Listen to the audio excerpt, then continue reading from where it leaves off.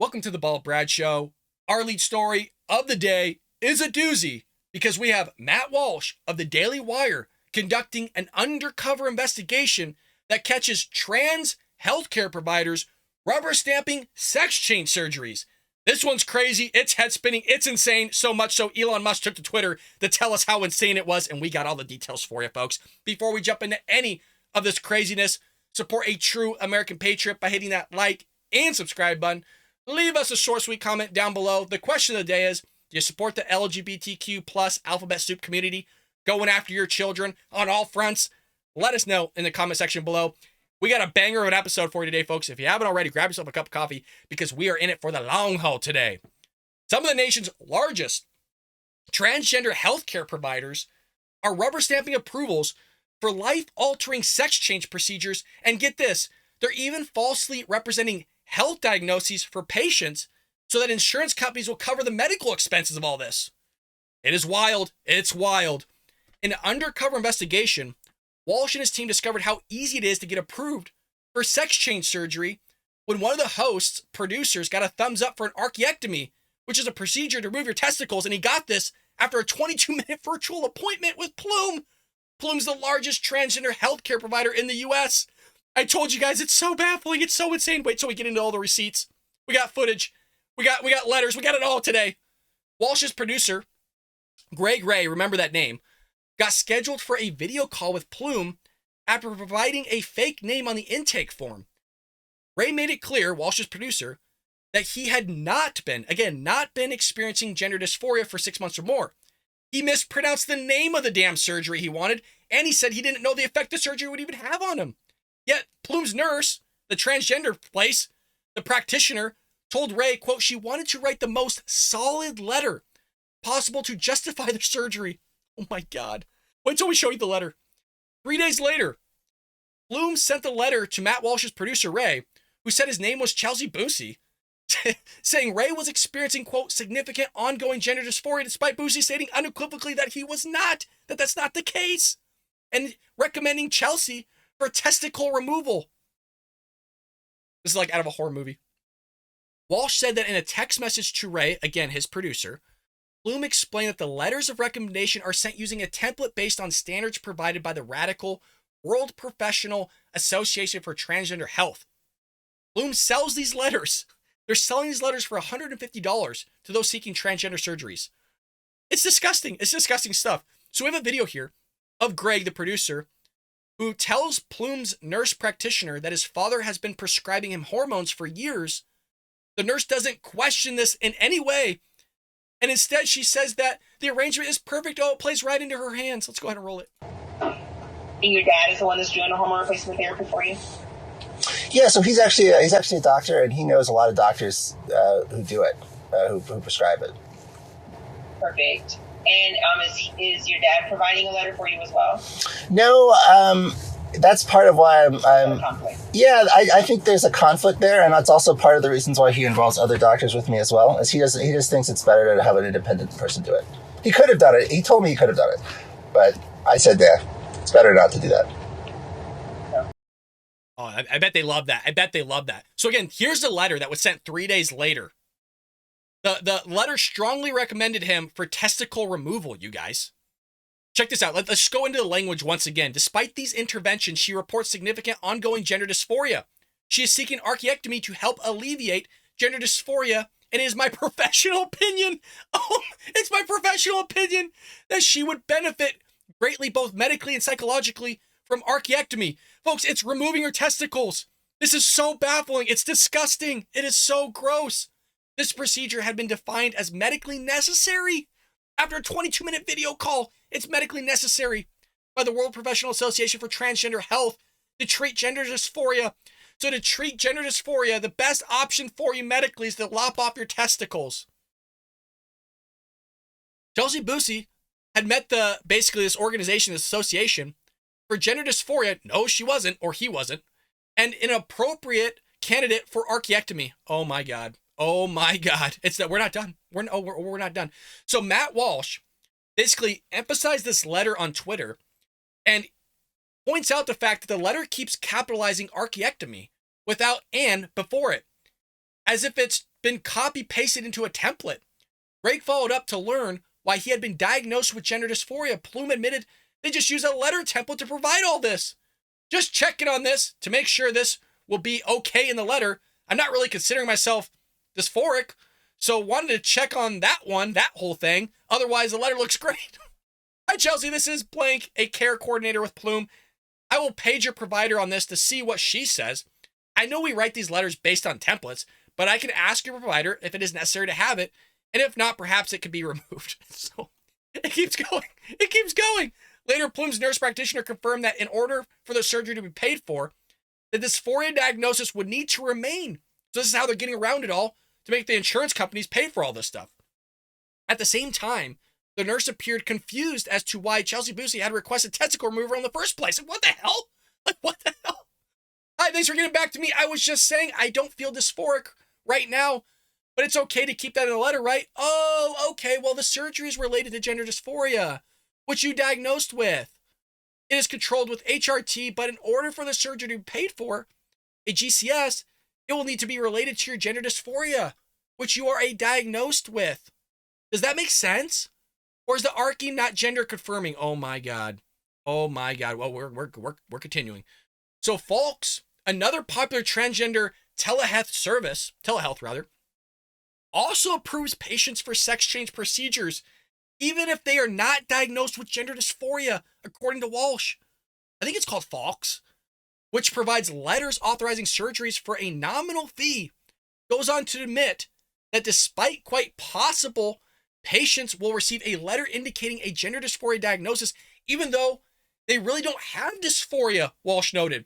We reached out to Fox about this. A staff member confirmed that a diagnosis of gender dysphoria with the word diagnosis is scarce quotes is a requirement for health insurance purposes, even if it doesn't apply. So they're just fictitiously making this whole crap up.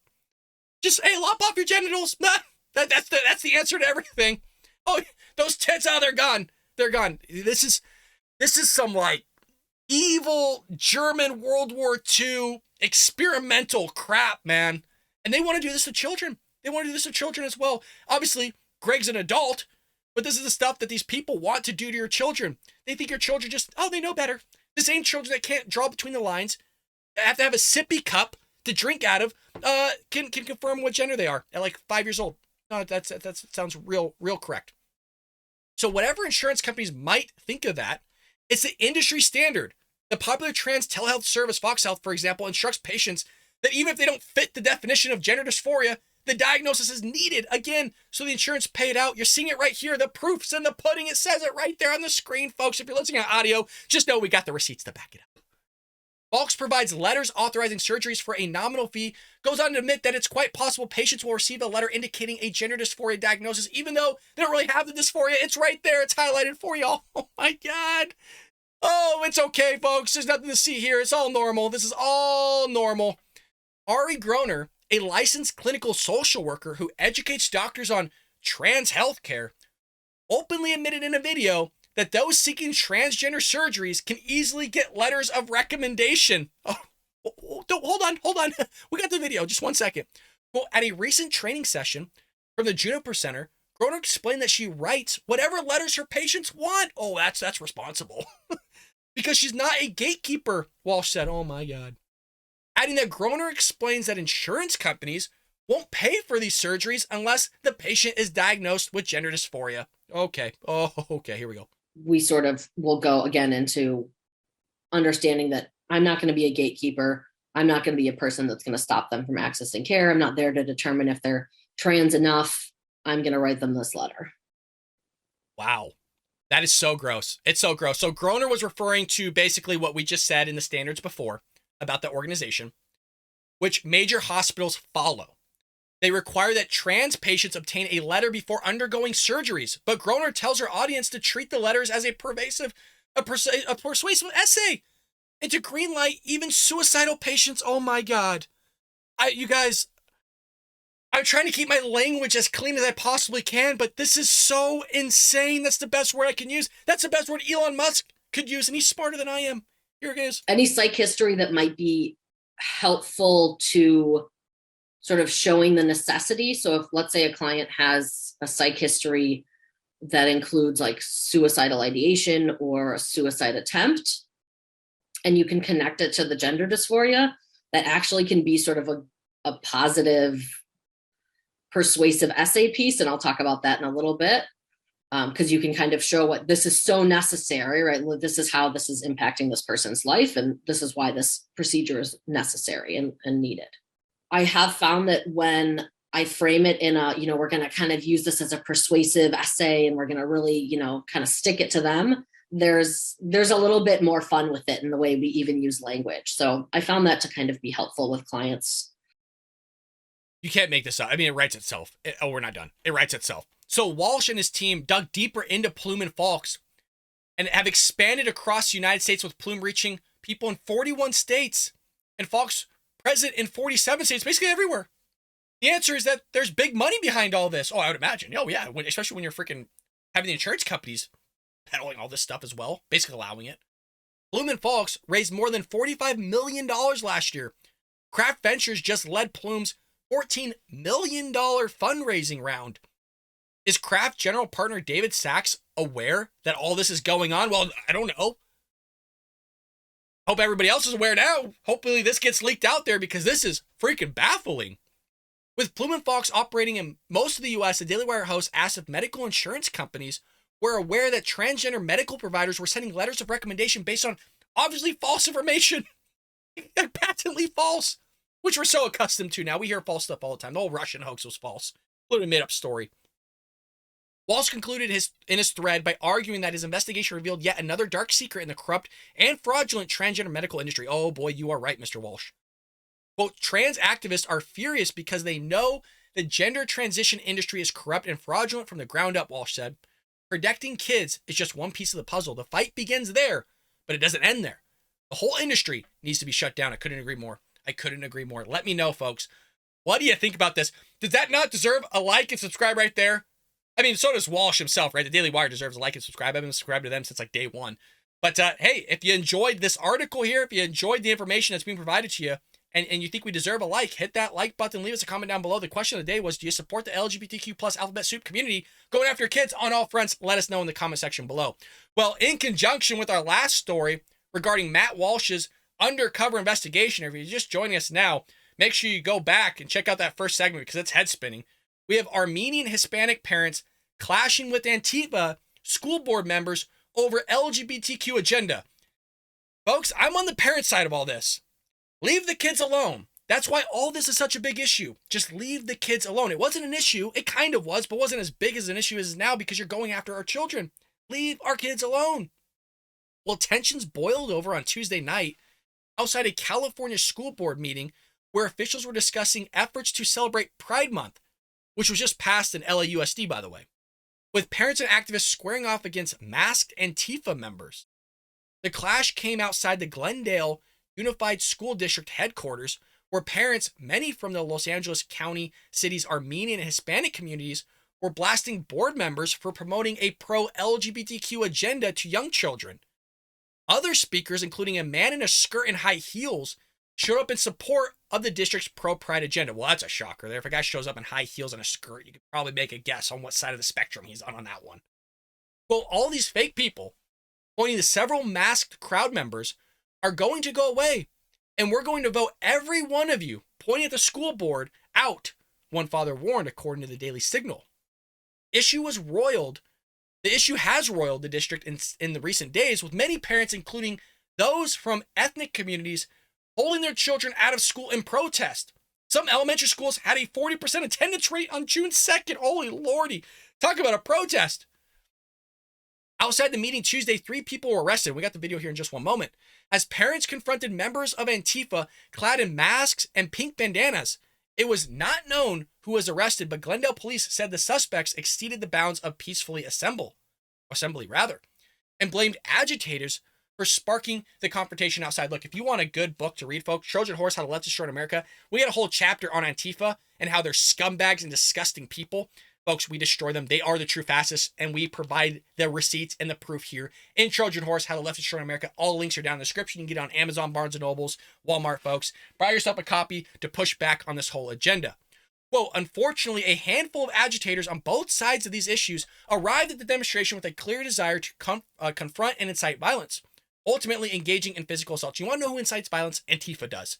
Antifa has no business being there. They masquerade as anti-fascists when in actuality they are the fascists themselves. Both sides took to social media to rally their supporters to convene at this headquarters ahead of the last board meeting of the school year. So here's a little bit of a clip of what this whole thing looks like. People are going at it. We got the police in there. So no audio if you're listening, or there's no audio for the video, but if you're listening on audio, you got Antifa's trying to scrap with parents. Now they're swinging. Some dude or gal, I can't even tell, just got whacked right in the face. And police got their batons out. People are kicking one another. They're stomping a guy on the ground. Just craziness. All because you just had to push a Pride Month. You couldn't just leave it alone. You just couldn't not do it. You know what I mean? You know that this is a hot button issue right now. It's not necessary to put that in schools. Look, they need to focus on reading, math, arithmetic, all that stuff, history. We got some of the lowest grades in the entire country. This is the last thing we need to be focusing on Pride. Why don't we focus, again, on the mathematics, the studying, and knowing the stuff? And that just doesn't happen in the classroom. That happens at home as well, folks. Okay, math is one of those things that you can't just practice in the classroom. We could show you how to do the math. You go home and you practice it. In the same way, when you go to sports, you have practice. The coach shows you what to do. The hope is you go home and practice that as well on your own. That's how you get better at something. So that was just one clip. We got more clips here in just one moment. Armenian parents have not been, the only ethnic community protesting the LGBT agenda. We got woke Antifa, is what somebody wrote here. Activists battling Muslim parents in Montgomery County, Maryland, who want the right to opt their kids out from age-inappropriate sexual curriculum. Yeah, this is great. Hi, how are you? You said I haven't met an atheist? Yeah. Me like you haven't met an atheist before. Oh, okay. Nice to meet you. Nice to meet you too. You want to shake Hi. hands? No, I really don't. Really? Why not? That's okay. Yeah, you're fine. I'm fine without your God. Okay. All right. So obviously you could tell what type of people these are. So we got more footage here from the Glendale fight. This one's more up close for y'all, folks. Punching one another. Hey, at least we got the American flag in there, huh, boys? So I'm sorry for the internet connection, folks, okay? We're trying to roll with what we got here. They're stomping the guy on the ground. They're fighting with one another. They're a bunch of animals, folks. This is why I don't go to these events, is because you got people out here that can care two bleeps about your physical health, and they'll sit there and sucker punch you. Antifa's known. I mean, Antifa almost killed Andy Ngo. If you haven't read Andy Ngo's book, he's an investigative journalist. He was undercover as well. He has a book called Unmasked. Check that one out. But you can also check out our book. Again, Trojan Horse How the Left is Destroying America. Crazy stuff going here. Police are trying to keep it under control. That guy's definitely Antifa wearing the bicycle helmet. They're known to wear armor when they show up or some sort of padding to protect themselves because they want to get into violence. They want to sit there and scrap with somebody. Typical Antifa. Bunch of scumbags, man. I don't like Antifa, if you could tell. They're literally. It's amazing how Joe Biden calls us a threat to democracy when in actuality Antifa, that was just considered an idea according to Joe Biden and Joy Behar. Yeah, they said that Antifa wasn't a real thing. That was just an idea. Even though Antifa literally has members, they have an actual handbook that you could sign up for. But there's just an idea. They call Republicans and conservatives a threat to democracy. But yet you have Antifa and Black Lives Matter that literally spent billions of dollars in destruction on destroying our cities for literally 4 years. We still don't have any answers by that of how that all happened, how that was organized. We have no idea. Well, no, it's the Democrats at the end. Cool. I graduated from Glendale in '96 and I have 2 daughters. One father told the board. My daughter is afraid to change in the locker room because she knows another guy could come into the room. When I asked the principal, he told me there was no cross-gender bathroom policies. One teacher who works in the district told the board that the children know they are transgender as early as 3 years old. And they're being persecuted. Oh my God. They can't color between the lines. They're eating paste out of the jar. Elmer's glue. You're telling me they can... You can't make this up, you guys. You can't make this up. Like, where's the adults at? Can we get the adults in the room? Can we bring them into the conversation, please? Transgender as early as 3 years old. Give me a break. They don't even know what they want for dinner yet. You don't even allow them to cross the street. I am also a community member who volunteers extensively in South LA and work with Children's Hospital of Los Angeles with queer trans youth in large groups. And so I deal with a lot of their trauma related to heteronormative, Judeo-Christian, patriarchal, imperialist, capitalist system that oppresses them. Oh my God. Can you get get any more woke with that sentence. Gee, I don't even know if that person knows what they said. So here's the person losing it for y'all. We got a lot of video clips today. This one's kind of lengthy, but here we go. Hi, my name is Adina. Yes, and I called your name, yes? Yes, go for it. Yes, I'm a teacher in the district. I also teach in LUSD. I have 2 students in the district.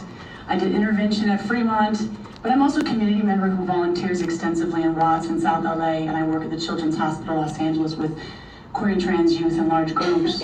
And so I deal with a lot of their trauma related to the heteronormative, Judeo-Christian, patriarchal, imperialist, capitalist system that oppresses them.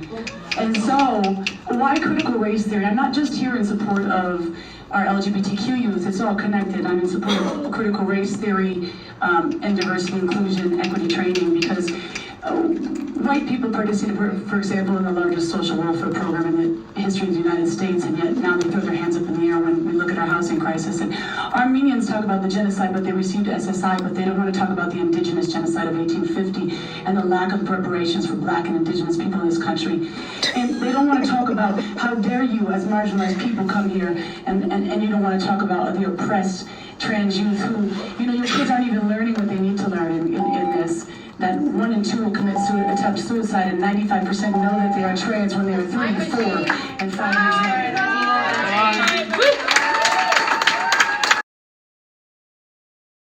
Folks, as one educator to another, if that person was teaching my kids, I would actually remove them out of the classroom, because for sure there's some sort of indoctrination going on. I clearly do a YouTube show. I am clearly a registered Republican and conservative. I don't espouse those beliefs in the classroom. I want to talk about mathematics. I talk about finance, and maybe some of those beliefs intertwine, because conservative values want to conserve money. I don't want that money being taken out of your pocket. So there's inherently some Republican conservative values that will come out in a finance course, because just as anybody would want, they would want more money in their pocket and less money going somewhere else, because that can go towards retirement, paying off your debt, whatever it may be. So inherently there are some conservative Republican values that will be incorporated within that. But I hound Trump, I hound Biden, and all those other presidential candidates or nominees or actual sitting presidents if it actually hurts the person. This is crazy, you guys. This is nutso. I'm in support of the parents here, man. Just leave the kids alone. Just let them get a normal damn education. So recently, international and harmful disinformation has been circulating about what is being taught in our district and the ways we serve our students, Glendale Unified School District said in a statement. This includes disinformation about LGBTQIA plus curriculum, sex education, and supporting transgender and gender nonconforming youth. The option to opt out pertains only to certain curriculum, including development / maturation and sex education. I'm probably mispronouncing that word. Parents and guardians may not opt their child out of these or any lesson referring to LGBTQ plus individuals and history as indicated by the FAIR Act. Whoa. Parents and guardians may not opt their kid out of any lesson referencing LGBTQ plus individuals and history as dictated by the FAIR Act. Wow. I didn't know that was a thing. The California Fair Education Act was passed in 2011. It requires instruction in history, social science, to include lesbian, gay, bisexual, and transgender Americans in the teaching of California and United States history. I did not know this. I was not aware of it. Well, there you go. It is part of the standards, folks. So if you have a teacher that is teaching this, you can't really go after them because they're mandated by the state to teach it. So I'm glad this was brought to my attention, because this has actually been one of my questions for the longest time of going, as far as I'm aware, this stuff is not in the standards. Well, it turns out it freaking is. So you know what we got to do is remove it. Remove it. That one teacher is off for rockers, don't get me wrong, but if a teacher is mandated by the state, we are licensed by the state to teach whatever the state wants. So if they're mandated by the state, they have to teach it. Even if they're not for it, they have to teach it. Holy crap. The California Department of Education's California Healthy Youth Act, which took effect in January 1st, 2016, mandates that K-12 curriculum incorporate the LGBTQ plus agenda. There you go. Instruction shall affirmatively recognize that people have different sexual orientations, and when discussing or providing examples of relationships and couples, must be inclusive of same-sex relationships, it states. It must also teach students about gender, gender expression, gender identity, and explore the harm of negative gender stereotypes. Wow. So it's in there, folks. The state of California mandates that teachers have to teach this stuff. I'm not for it. I'm for the parents to leave the kids alone. They can get a great education without having this shoved down their throats. They're getting everywhere else. But again, the question today, folks, is You think the LGBTQ plus alphabet soup community should be pushing this stuff upon your kids on all fronts? Let us know in the comment section below. Well, in our other story of the day, kind of the big news, and the article I'm about to cover here is in conjunction with the White House press briefing that was yesterday, and we'll get to that in just one moment, but the PGA and LIV merger deal increases Saudi Arabia's influence on golf. This is kind of, I don't know why this is hitting like mainstream airwaves, but this was one of the main questions that was asked and main stories that was brought up in the White House press briefing. So I had to look it up. I didn't know what the hell was going on. So the PGA Tour, the dominant force in men's professional golf for generations, and the LIV Golf, I guess they call it Live or Live, which made its debut just last year and is backed by hundreds of millions of dollars in Saudi money, will together form an industry powerhouse that is expected to transform the sport. The rival circuits had spent the last year clashing in public, and the tentative agreement that merged from secret negotiations blindsided virtually all of the world's top players. I remember, oh God, why am I blanking on his name all of a sudden? The best golfer in the world, I can't even think of his name. But anyways, one of the best, Tiger Woods, forgive me, Tiger Woods, he's a local guy, went to Cypress High School, which was really close to me at the time, was offered a huge deal, and I believe he declined it because of everything that's going on with the human rights issue with the Saudis.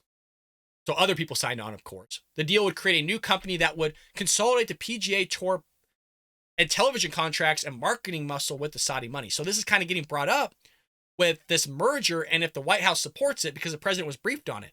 And Karine Jean-Pierre was given a lot of like, oh, well, I'm not going to leave a comment.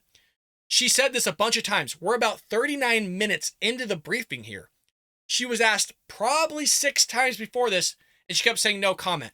So we got a Wonder Woman here, Fox News, Jacqui Heinrich, questioning her on this PGA and LIV merger, the Saudi merger, and why you can't make a comment on it. So she pushes back, and then in our last clip, we have Ed O'Keefe saying, hold on a second, you've been commenting on private companies this entire time. Why are you not going to comment on this one?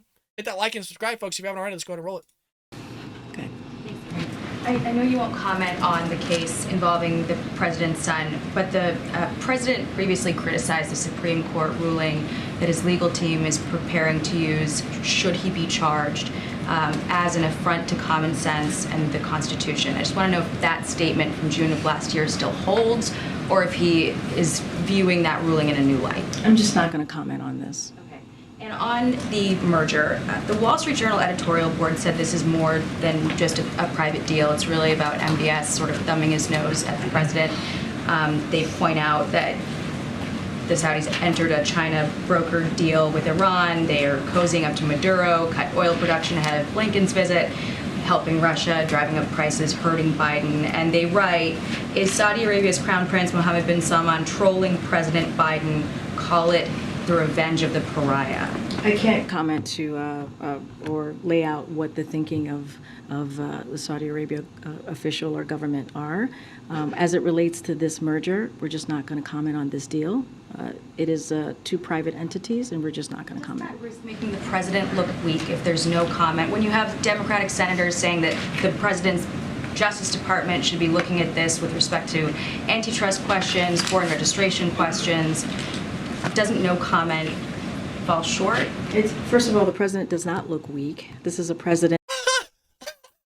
Yes, he does, Karine. Oh God, he looks weak physically and mentally. I mean, on every front, the guy looks weak.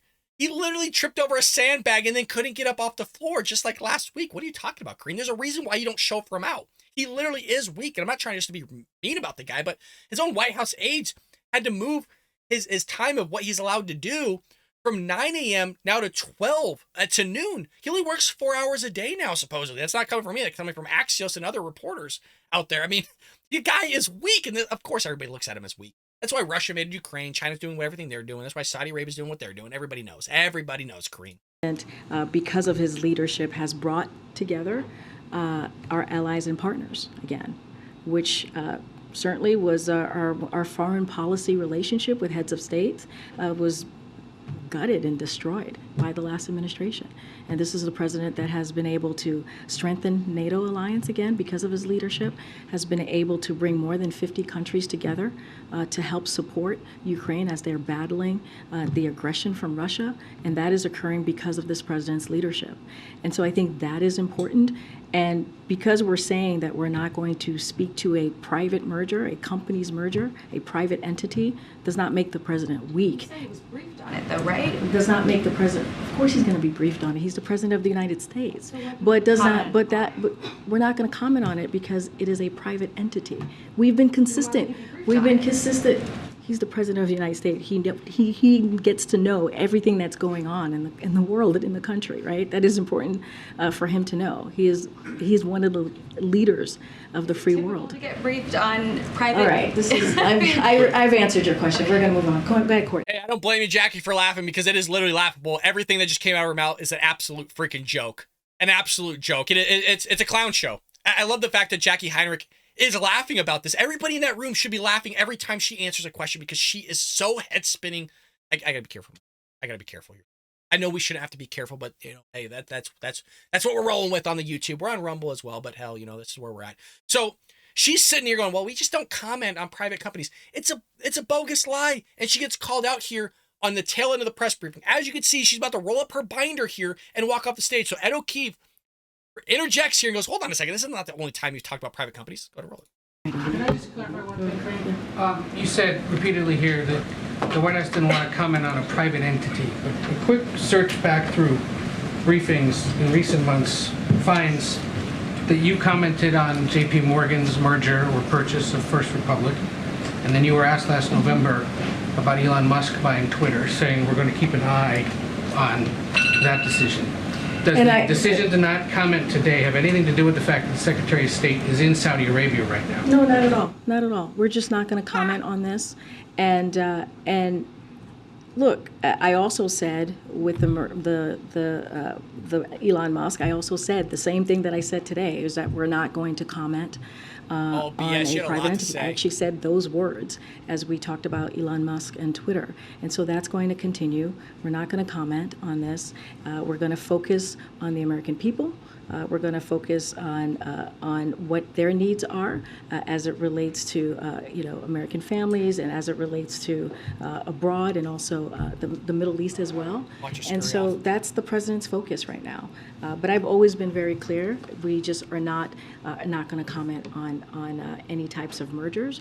And I know you pulled out those specific things, but I also continued and said I'm just not going to comment on mergers or private entities.